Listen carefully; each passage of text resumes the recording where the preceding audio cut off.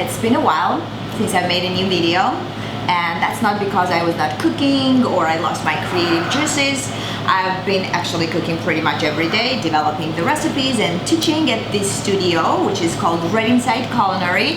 It's in West Village. We're gonna do a tour a little later, not today, but I'm gonna put the website in the comments down below so you can check it out. So why I decided to make a new video today.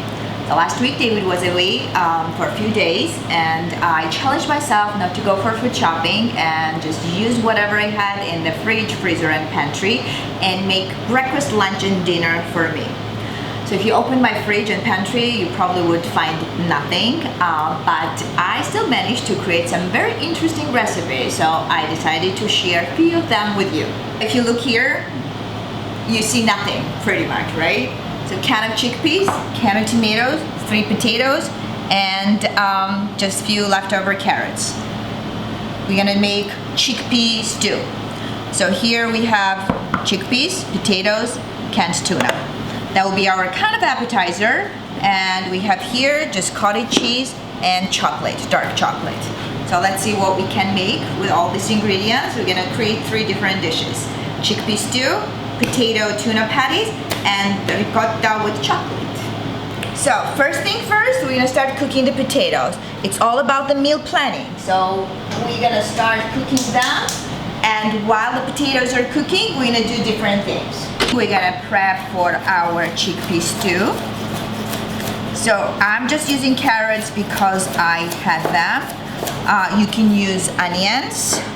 Trying to kind of cut the even size. There you go.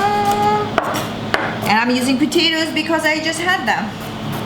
You can use bell peppers or just onions and garlic. That will be perfect too. So I'm cutting in smaller cubes because I want to just like give a little color, a little caramelization from outside, because color is not just color, color is the flavor too, right? So that's gonna add additional flavor and texture to our dish. This is the prep pretty much done. So 4 simple ingredients, right? So I added some oil here and heating my pan. I have on medium high. And we're gonna put some potatoes and carrots in there. All right, and just gently shake the pan and just leave it like that. So we're gonna get nice color on that, and just make sure that we are controlling the temperature. At school we always teach our students the importance of meal planning. So which is literally like think about when you decide to make something, especially if you're cooking a few different meals, think about like how difficult those things are to make. It's not about difficulties, like so what you need to start first, so that like you make 3 different dishes like in small amount of time. So right now we're gonna make everything pretty much in 30 minutes. So we have our potatoes going for our tuna, we have our potatoes and carrots going, and I'm gonna check also like what I have in my pantry, so what else I can add. So we always have some dried fruit, some kind of nuts, there's always like, you know, leftover mayo in the jar, right? There is some dried fruit. I have some berberries here, so that's what I'm gonna use for my tuna patties. And I'm gonna use also to flavor both of my dishes, like tuna patties and chickpea stew, with cilantro, garlic, pepper sauce, or what can I call that? Pesto. I can call it pesto. It doesn't have any nuts and cheese, but it's actually very good condiment that you can just, you know, have it done, keep it in the container, and then like add in soup, stews, or in anything else. Maybe add just a little bit of olive oil, just kind of thin it and drizzle over anything, or just dip the bread. That's pretty cool too. All right, so I'm gonna add this tuna here. So I don't know why I thought that chickpeas will be good in my tuna patties, and actually that was good. So I'm gonna add a little bit of berberries, and berberries are hard to find and it's not very popular in American cuisine. We use it in Georgian cooking for meat patties, that's why I had it at home. But you can probably and very successfully actually use currants? Yeah, currants will be good actually. Currants will be good. I usually use capers. I just didn't have capers that time, and that's why I use dried cranberries also will be good. So I'm gonna add a little bit of this to my wonderful cilantro sauce and just mash it. We don't need this here. So I sometimes, not always, I have breadcrumbs. I prefer panko breadcrumbs because it has lighter texture and I love that. Let's not forget that too. So I like to kind of shake the pan because this way you're not damaging the veggies. Right now those potatoes and carrots are both hard vegetables, so you're not gonna break it, but if you cook like zucchinis, if you're cooking zucchinis or some kind of soft veggies, you don't want to stir and over stir it too much. So it's always good to just kind of shake the pan. So I am mashing this. What else shall we add, David? A little bit of mayo. We're gonna add a little mayo because it makes it soft. And I actually was thinking to add, maybe next time we can add this like soft cheese, boursin, our herb cheese. I think that will be actually pretty good. Okay, it's gonna melt with some hot potatoes, so it's gonna make the patties very nice and soft. But I didn't have it, so you know. So the idea of this segment today is that. Just open your pantries, open your freezers, open your fridges, just see what you guys have and think about how you can put them together. So keep it simple, don't complicate it, maybe a few simple ingredients, add some dried fruit, dried nuts, some herbs, spices, and done. Boom. We'll be ready. Perfect. You can add to this, maybe sesame seeds will be fantastic in that. What do you think, David? But I don't want to make it too complicated, okay? I want to keep it simple. I'm just giving you the suggestions. All right, that looks good. So we're gonna wait for potatoes. We're gonna add potatoes, and this is pretty much ready. So we have a beautiful color here. I'm gonna add chickpeas, and I'm gonna kind of toast that a little bit so that it gets nice crust and nice little color too. Because as we said already, color is not just for color. Color is for the flavor, right? So I'm gonna add a little bit of seasoning here. Our black pepper, always freshly ground black pepper. Never the other one. Okay. I'm gonna add a little bit of salt. All right, and just, you know, let this cook.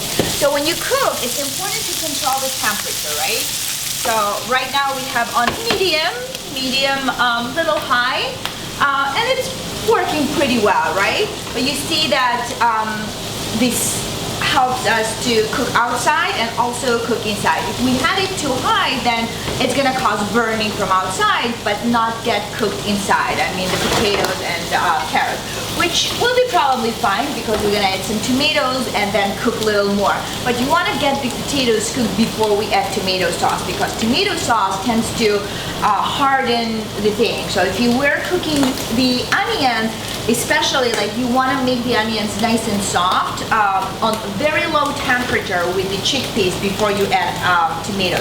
I mean, if you don't like the texture of onions, I personally don't like, so that's what I do. So I see that like my chickpeas are getting a little color here, which is gorgeous. So we're gonna add the tomato sauce. All right, just a little bit of tomato sauce, not too much. And we're gonna add a little bit of water. So the water is super, it's kind of one of my favorite ingredients actually. So I use water instead of broth, stock, anything that like that. I don't like to use that because when you use water with the vegetables, right? It gets the flavor from the veggies. So if you use water with meat, the same. So it turns into this gorgeous flavored liquid. So we're gonna let this boil and then turn the temperature down. So we're gonna simmer because now we need the water to kind of evaporate and thicken up a little bit, and all these ingredients that we have here, potatoes, carrots, and chickpeas, to kind of add their starch and thicken the sauce. And also the tomatoes should you know, kind of become richer and better. Let's check our potatoes here. Our hand.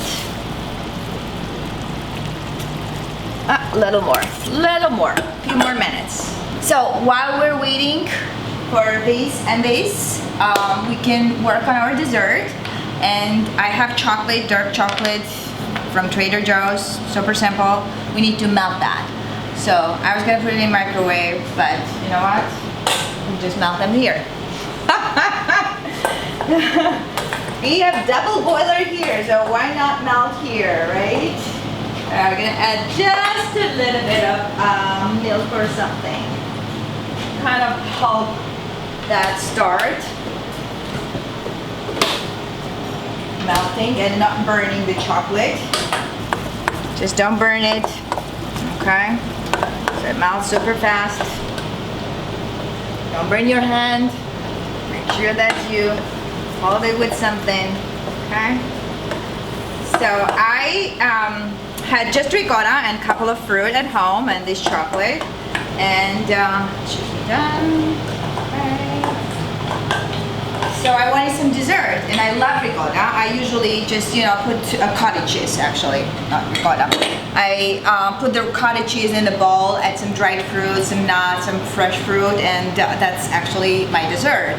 But I'm like, okay, let's make something more interesting. And so I just put everything in a food processor and added some fruit or chocolate, whatever you guys want, whatever you have at home.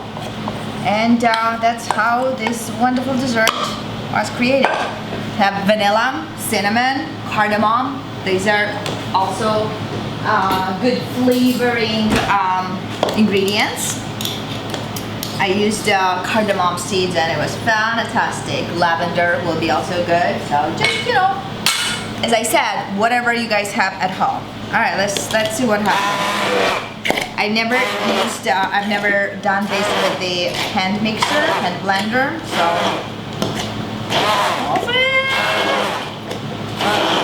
you can put it in the NutriBullet. I think NutriBullet will be good too. You want like nice smooth consistency, and then you need to chill that in the fridge so that it gets this, you know, nice cold dessert kind of feel. Alright, we're gonna put it in any kind of dish that you guys like. I personally like to put in the clear glass cocktail glass, because it looks pretty and you can do some layers, but I'm not sure if we have anything like that here in the studio. Maybe there is, I just did not look for it. So we're gonna leave that. So I didn't do much, just because I just wanted to test and see how will that work with the hand blender, but I think it's pretty good. So what I did, you can also do, like if you have two different kinds of fruit, you can do two different colors, like mango and cherries, for example. And then I have the secret ingredient, which is in a jar of crunchy chili onion, but it's not. So this is leftover. This is leftover cereal. So the cereal, like leftover that is at the end of the bag you guys have and that you don't know what to do. So you can top your dessert with that. So it's little nuts here, a little bit of whatever, a little bit of sugar. So if you like sweet, that gives nice sweetness, and also it's like gives the texture, right? A little different texture. So I guess we can do second layer. Well, if you're gonna eat it now, I mean, I highly recommend to chill it first, of course, because right now it's super hot in here, even though we have AC blasting, still very hot. But I would top the crunch at the end before serving, because you don't want that to get soggy, right? You want that contrast, you want that crunch. All right. Pretty much done here. I'm gonna put it in the fridge and let's check our potatoes. cabbage is probably pretty cooked. That's it. Yeah, good. All right.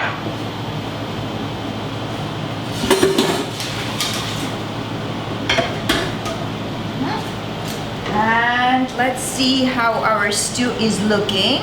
So because I have this cilantro, garlic, pepper, relish with a little bit of salt, so I'm gonna add this to flavor my stew. Just about this amount.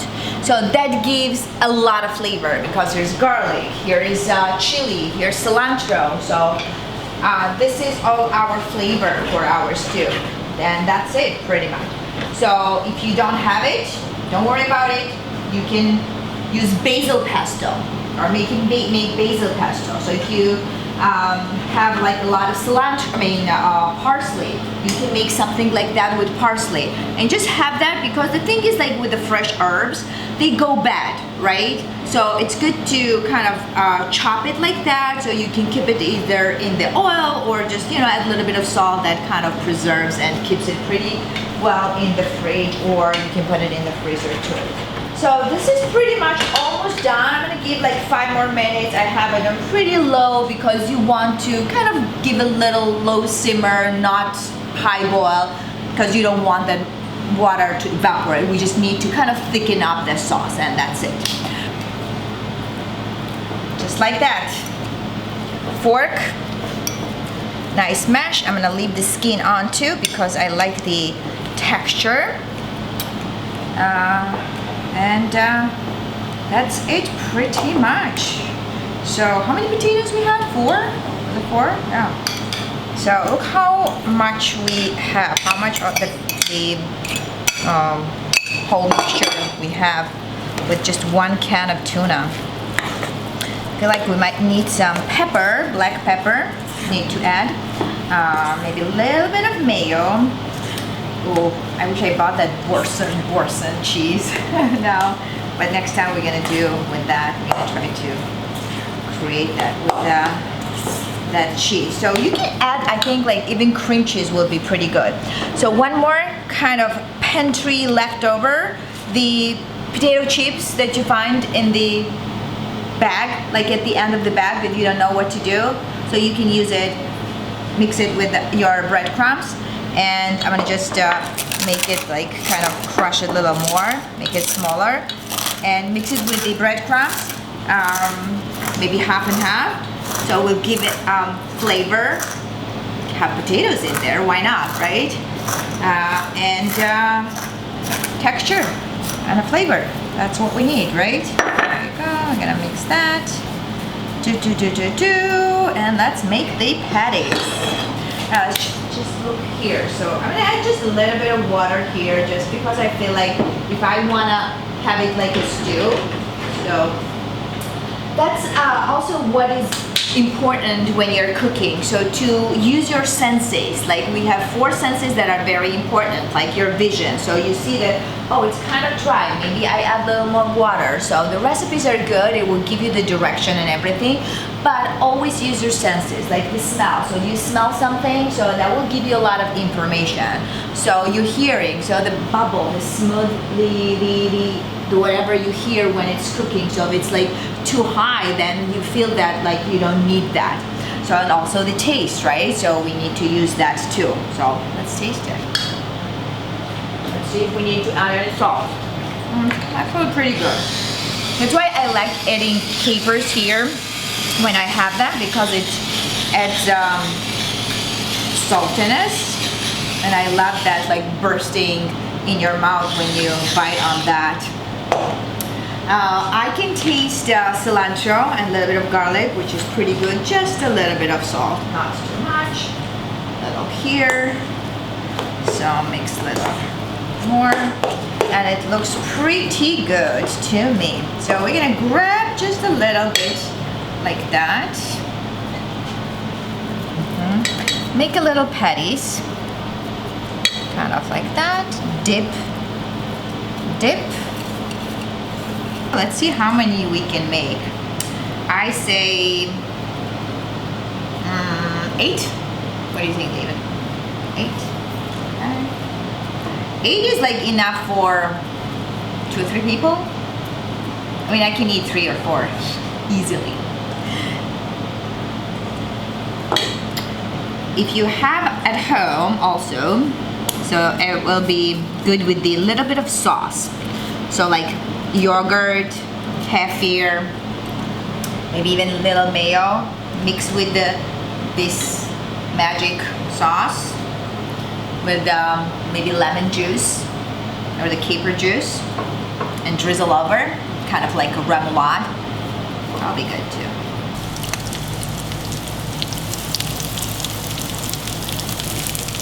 Okay, we made 9 beautiful patties. I'm gonna fry them from both sides and pretty much done. So I'm gonna try this too. That should be good. So see, now it's kind of nice and thick.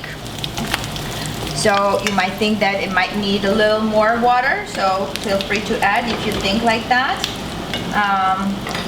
Maybe because we were focused on our tuna and we forgot about that. But the good thing is that, you know, the flavors are all nice and set, so just a little more and we're gonna move it into the bowl and serve it. Okay, the stew is done. So it's probably enough for 2 people, I would say that. Oh, that's gorgeous. So I'm gonna add a little bit of that and add a little bit of olive oil. Kind of mix that for a little garnish to enhance the flavors. There you go. Make it look pretty so that it does not look as dull. All right, what do you think, David? Would you try that? Even though it has tomatoes? All right, let me taste that.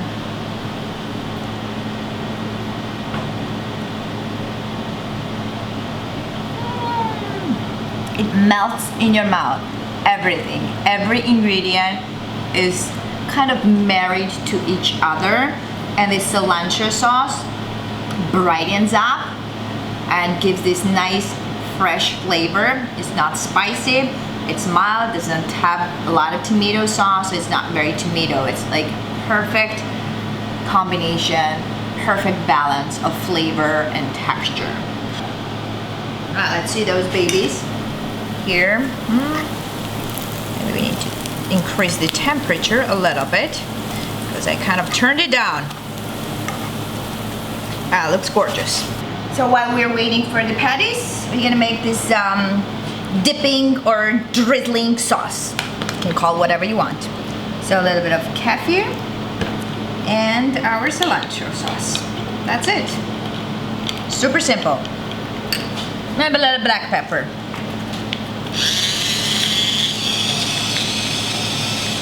Because why not? A little extra flavor, extra love.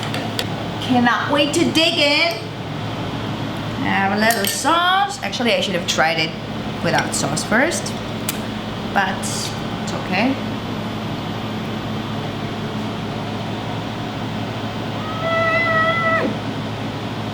It's so good.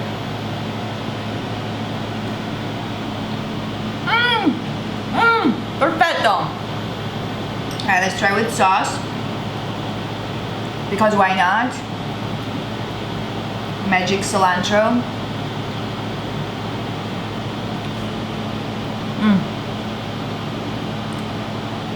Excellent. The berberries, a little kind of sour taste bursting in your mouth. Still a little chewy. It's very soft, actually. It's perfect. I don't know. What can I say? Super good.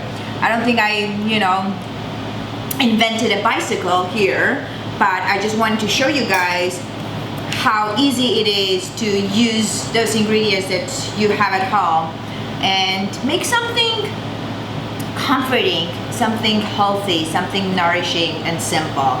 So 1, 2, 3, you're gonna try the dessert, right? Okay. Dessert time. Let's add a little crunch. lunch. We need to get some more cereal. You can top it with like chopped nuts. That'll be good too. Okay. Oh, cannot wait. Nice and cold.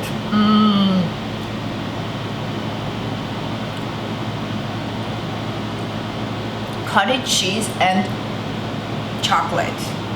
Oh. I think I invented a bicycle here. Alright. I'm gonna say goodbye.